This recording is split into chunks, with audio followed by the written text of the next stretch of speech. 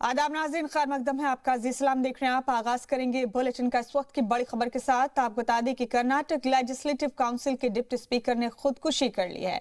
चिकमंगलूर में railway track पर SL Dharmegowda की लाश मिली है। धर्मगौड़ा की लाश के पास से एक सुसाइड नोट भी मिला है। पीर की शाम को करीब 7 बजे घर से निकले थे धर्मगौड़ा।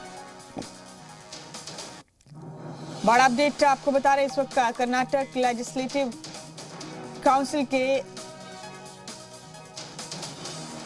स्पीकर ने सुसाइड कर लिया है। कर्नाटक लेजिस्लेटिव काउंसिल के डिप्टी स्पीकर हैं एसएल धर्मगौड़ा, जिन्होंने खुदकुशी की है। रेलवे ट्रैक पर उनकी लाश मिली है। चिकमंगलूर में धर्मगौड़ा की लाश के पास से एक सुसाइड नोट भी मिला है। आपको बता दें कि पीर की शाम को करीब 7 बजे घर से निकले थे धर्मगौड़ा।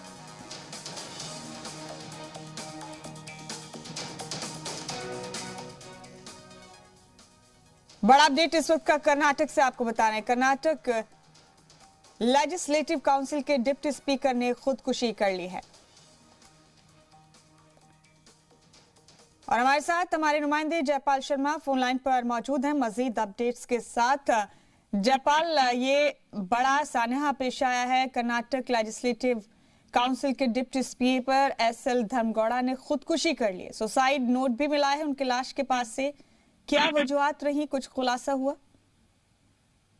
जी देखिए, कल रात शाम को करीब 7 बजे धर्मगौड़ा हैं वो अपने चिकमंगलुरु में मौजूद थे और वहां से वो अपने बिना किसी को साथ लिए हुए वो घर से निकले अपने सेंट्रो कार के अंदर में। और काफी देर तक जब वो वापस नहीं लौटे उसके बाद उसकी तलाश शुरू हुई और देर में उनका जो शव जो है वो वहां पर मिला। और उसके साथ ही वहां पर एक डेथ नोट भी मिला है। क्योंकि ये रेलवे पुलिस का मामला है, इसमें रेलवे पूरे मामले की जांच कर रही है और इसके साथ साथ जो मंगलुरु पुलिस है वो भी उनको इसके अंदर में सहयोग कर रही है। फिलहाल जो कंटेंट है लेटर का उसकी पूरी जानकारी नहीं हासिल की है, क्या पाई जा सकती है अभी तक। लेकिन ये माना जा रहा है पारिवारिक विवाद हो या कोई और मसला हो जिसके चलते उन्होंने इस तरह का कदम उठाया। लेकिन ये वजह क्या रही ये सभी लोग जानना चाहते हैं। फिलहाल तक जो है उनका परिवार से पूछताछ हो रही है और इस बीच लगातार जो कर्नाटक की राजनीति है उसके अंदर में हलचल भी आ रही है।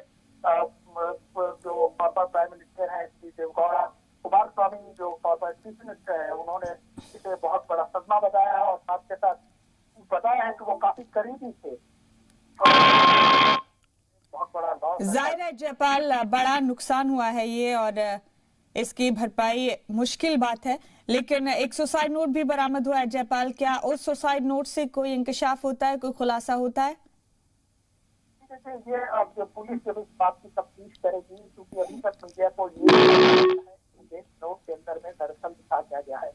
जब तक उसके अंदर लिखे हुए जो क्या लिखा गया है उसकी जब तक जानकारी हासिल नहीं होगी किसी प्रकार की नहीं किया जा सकता। हमें भी इस बात का पुलिस ये बताए कि दरअसल इस डेथ नोट के अंदर में क्या है और उसके बाद ही इस पूरी बात का खुलासा हो पाएगा। शुक्रिया आपका जयपाल, हमारे साथ जुड़ने के लिए। इस खबर पर बहुत बहुत शुक्रिया आपका। तो कर्नाटक लेजिस्लेटिव काउंसिल के डिप्टी स्पीकर ने खुदकुशी कर ली है। आपको बता दें कि चिकमंगलूर में रेलवे ट्रैक पर डिप्टी स्पीकर एसएल धर्मगौड़ा की लाश मिली है। धर्मगौड़ा की लाश के पास से एक सुसाइड नोट भी बरामद हुआ है। अभी पुलिस ने कुछ भी नहीं कहा इस पूरे मामले में, लेकिन घर वालों ने बताया कि पीर की शाम को करीब 7 बजे घर से निकले थे धर्मगौड़ा और उसके बाद जब वो काफी देर तक घर नहीं लौटे तो उनकी तलाश शुरू की गई और उसके बाद उनकी लाश रेलवे ट्रैक पर मिली चिकमंगलूर में।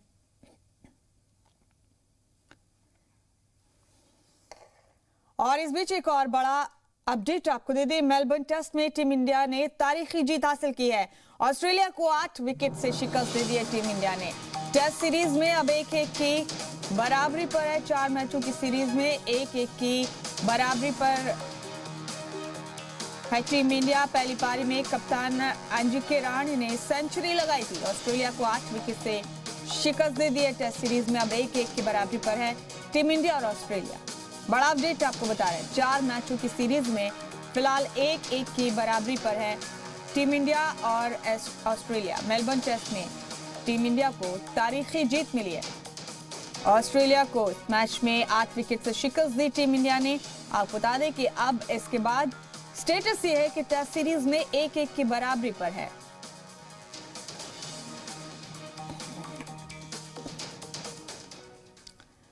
और एक और बड़ा अपडेट आपको बता दें, शिवसेना के मुखपत्र सामना में कांग्रेस की क़यादत पर सवाल उठाए गए हैं। कांग्रेस की हिमायत वाले बैलेट बॉक्स पहले जैसे नहीं रहे, ये लिखा गया सामना में। यूपीए का मजबूत होना वक्त का तकाजा है। यूपीए को बीजेपी के सामने चैलेंज के तौर पर खड़ा करना होगा। कांग्रेस पार्टी ये सब करने के काबिल होगी तो उसका इस्तकबाल। तो यूपीए की क़यादत पर ये तमाम बातें सामना में लिखी गई हैं। आपको बता दें कि इस सब में कांग्रेस की क़यादत को भी संजीदगी से सवाल करते हुए लिखा गया है कि अगर बीजेपी को चैलेंज करना है तो यूपीए को मजबूत होना होगा, और अगर कांग्रेस पार्टी ये सब करने के काबिल होगी तो ही उसका इस्तकबाल।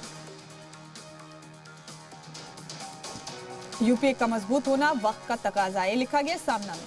यूपीए को बीजेपी के सामने चैलेंज के तौर पर खड़ा करना होगा। कांग्रेस पार्टी ये सब करने के काबिल होगी तो उसका इस्तकबाल।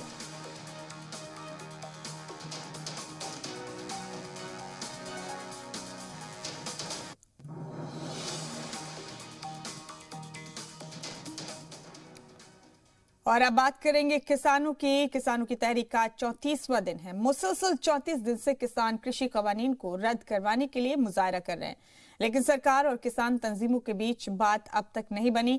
जहां एक तरफ किसान कृषि कवानीन को रद्द करवाने से कम पर राजी होने को तैयार नहीं है, वहीं दूसरी तरफ हुकूमत तरमीम के लिए तो तैयार है लेकिन कवानीन को रद्द करने के लिए नहीं मान रही। और इसी सिलसिले में कई दौर की बात हो चुकी है, लेकिन बात अब तक बन नहीं पाई। कल किसान और सरकार के बीच एक बार फिर बात होनी।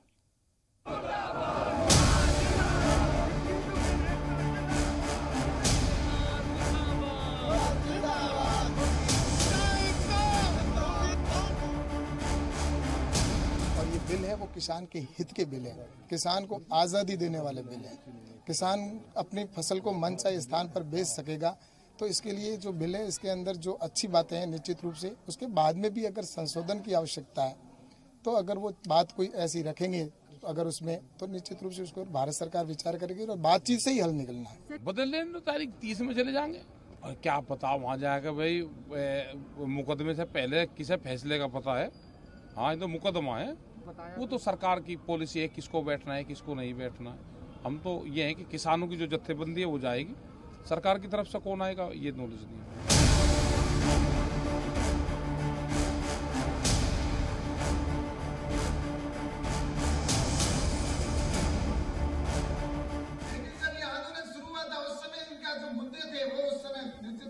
किसानों का आंदोलन था, उस समय उन्होंने कहा था कि हम इसमें कुछ संशोधन कराना चाहते हैं, और उस समय उनका था कि एमएसपी को हमारे को गारंटी दी जाए। शुरुआत हुई थी एमएसपी गारंटी से, और आज आ गई है यस या नो पे, और अब तो कहने लग गए कानून को ही वापस ले लो। मुझे आप बताइए इस कानून को वापस लेने का कौन सा शब्द है जिसको आप वापस लेने के लिए वो लोग बात कर रहे हैं? मुझे आप बताइए इस कानून को वापस लेना चाहिए क्या? कि आपने 3 खेती कानून रद्द करने हैं, एमएसपी पर कानून बनाना है, ये स्पष्ट लिखा है, इसी पर बात करेंगे। इसकी अब तो प्रोसीजर तय करना है और कुछ नहीं है। बाकी अब बहस बिल्कुल नहीं है इसके ऊपर। मोडेलिटीज क्या है इसमें, आप कानून कैसे रद्द करोगे, कैसे एमएसपी का कानून बनाओगे, पार्लियामेंट का सेशन बुलाओगे, कोई और प्रोसीजर होगा। It is up to them to explain. ठीक है।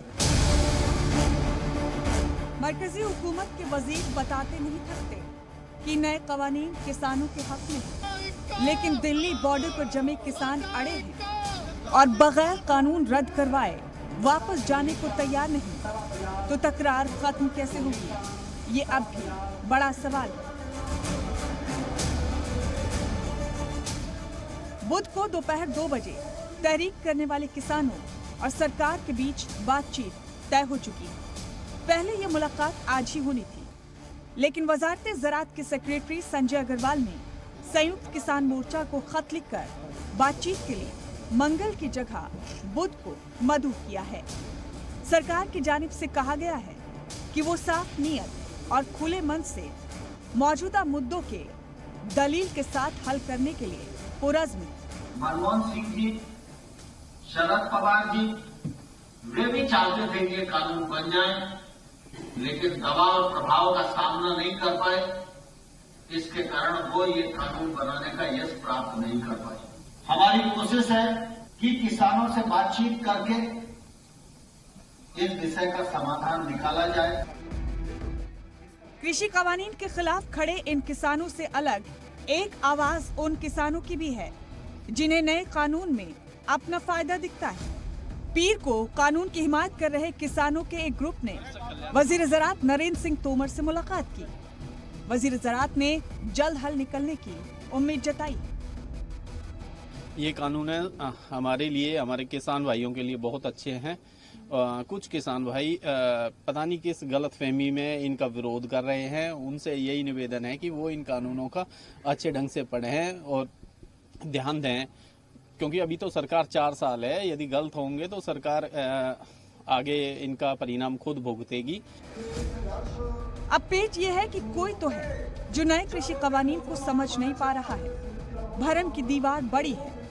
अब बिल की मुखालफत कर रहे किसान गुमराह हैं या बिल की हिमायत कर रहे किसानों को भरम है, ये बड़ा सवाल है। और इसी सवाल के साए में कल उम्मीद भरी सुबह का इंतजार है। ब्यूरो रिपोर्ट, जी मीडिया। बुलेटिन में वक्त एक छोटे से वक्फे का है। जल्द हाजिर होंगे कुछ और अहम खबरों के साथ।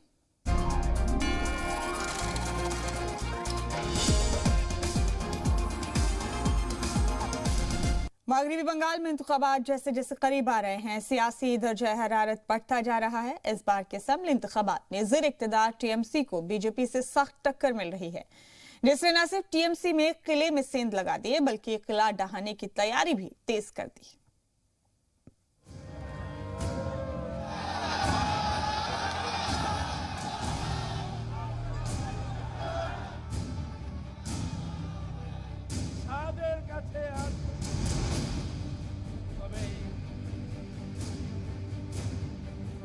मगरबी बंगाल के बीरभूम जिले के बोलपुर की ये तस्वीरें सिर्फ 10 दिन पुरानी हैं। मगरबी बंगाल की इंतखाबी जंग के लिए बीजेपी की तैयारियों के आगाज की ये तस्वीरें।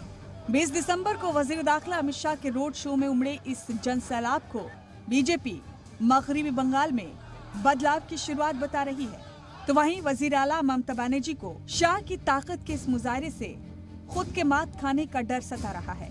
लिहाजा अब दीदी ने भी अपना दम दिखाने के लिए इसी बोलपुर को चुना है और इसकी तैयारियों के लिए कल से ही ममता बनर्जी ने बीरभूम में डेरा डाला है और आज बोलपुर में ममता रोड शो करने जा रही, जिसपे वो शाह की ताकत के मुजाहिरे का जवाब देंगी। मगरबी बंगाल में जल्द ही असेंबली इंतखाबात होने वाले और इस बार बीजेपी ने यहाँ बदलाव का अहद लिया है और बीजेपी ने इसके लिए बंगाल में हो रही सियासी तशद्दुद को बड़ी बुनियाद बनाया है। पहले तो इसी महीने बीजेपी के कौमी सदर जेपी नड्डा के काफिले पर हुए हमले ने बीजेपी के इस जारहाना रुख को और रफ्तार दी और फिर उसके बाद वजीर दाखिला अमित शाह की रैली और रोड शो में उमड़ी भीड़ ने बीजेपी को इंतखाबात से पहले बड़ी राहत दी है। बोलपुर में अपने रोड शो के बाद अमित शाह ने बंगाल में सियासी तशद्दुद पर हमला बोला और बंगाल में बदलाव की बात की।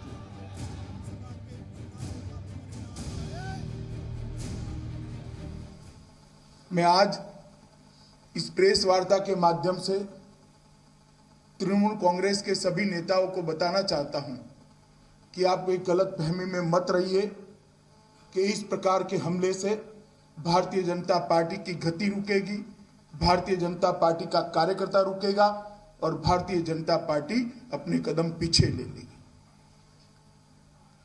जितना इस प्रकार की हिंसा का वातावरण बनाएंगे, भारतीय जनता पार्टी और मजबूती के साथ बंगाल के अंदर अपने आप को मजबूत करने के लिए परिश्रम करेगी। वैसे तो मगरबी बंगाल में सियासी तशद्दुद की तारीख पुरानी है, जिसमें कांग्रेस, लेफ्ट और टीएमसी सभी पर इल्जामात हैं, लेकिन बीजेपी के निशाने पर फिलहाल ममता सरकार है।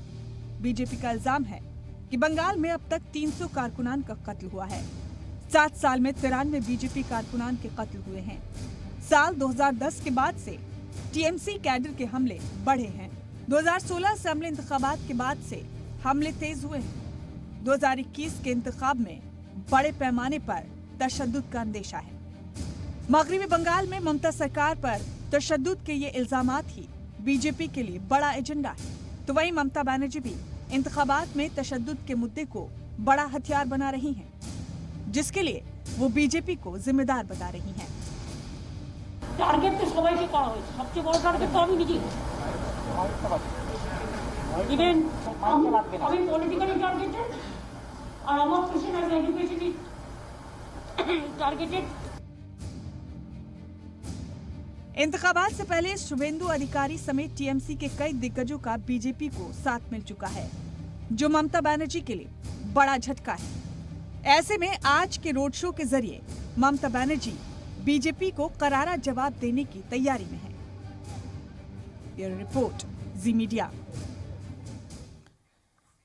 इस बीच बुलेटिन में इस वक्त की बड़ी खबर आपको बता दें, जो आपको परेशान कर सकती है। मुल्क में कोरोना का नया स्ट्रेन मिला है।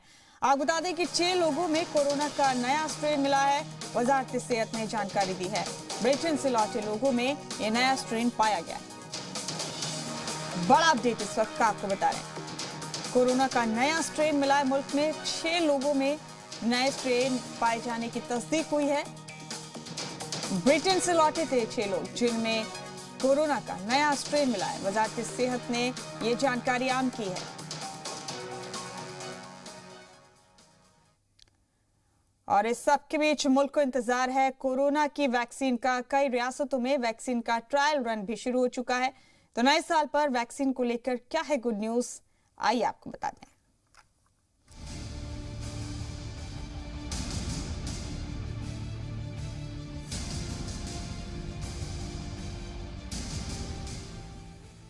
नया साल, कोरोना हो जाएगा बेहाल। कोरोना के दौर में सबसे अच्छी खबर, नए साल में वैक्सीनेशन का खैर मकदम। मुल्क को जिस लम्हे का इंतजार था वो बस आने ही वाला है, और ये तस्वीरें उसी तैयारी की हैं। कोरोना वैक्सीन प्रोग्राम के लिए आंध्र प्रदेश, पंजाब, गुजरात और असम में पीर से 2 दिन का ड्राई रन शुरू हो चुका है। असम के महकमा सेहत ने मरकज के अहकामात के मुताबिक पीर को रियासत के सोनितपुर और नलबाड़ी जिलों में कोविड-19 टीकाकारी के ड्राई रन की शुरुआत की गई।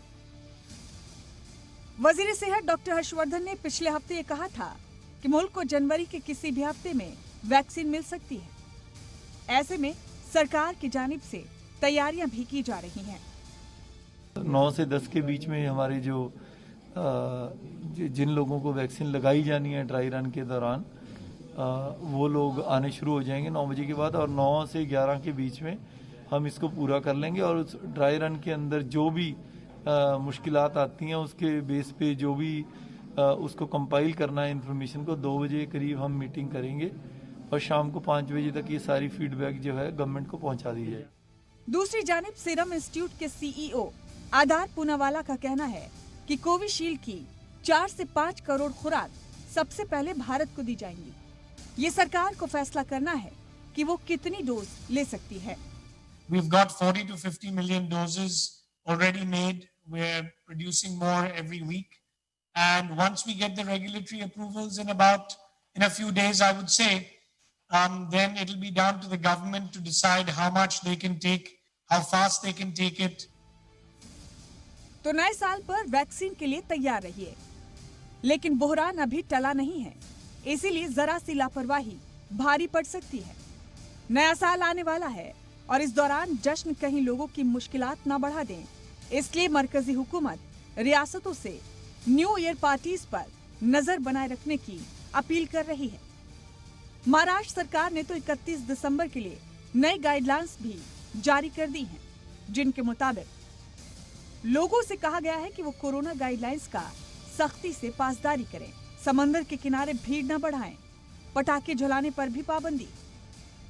मुल्क के लिए अच्छी खबर यह है कि धीरे धीरे कोरोना काबू में आने लगा है। कोरोना की रफ्तार सुस्त होती दिख रही है। अब 20,000 के आसपास ही कोरोना के केस आ रहे हैं और रिकवरी रेट तकरीबन 96% तक पहुंच चुका है। ये राहत जरूर है, लेकिन राहत कहीं आफत ना बन जाए, इसलिए जब तक दवाई नहीं तब तक ढिलाई नहीं का मंत्र मत भूलिएगा। ब्यूरो रिपोर्ट, जी मीडिया। इन्हीं तमाम खबरों के साथ इस बुलेटिन में बस इतना ही। दीजिए इजाजत।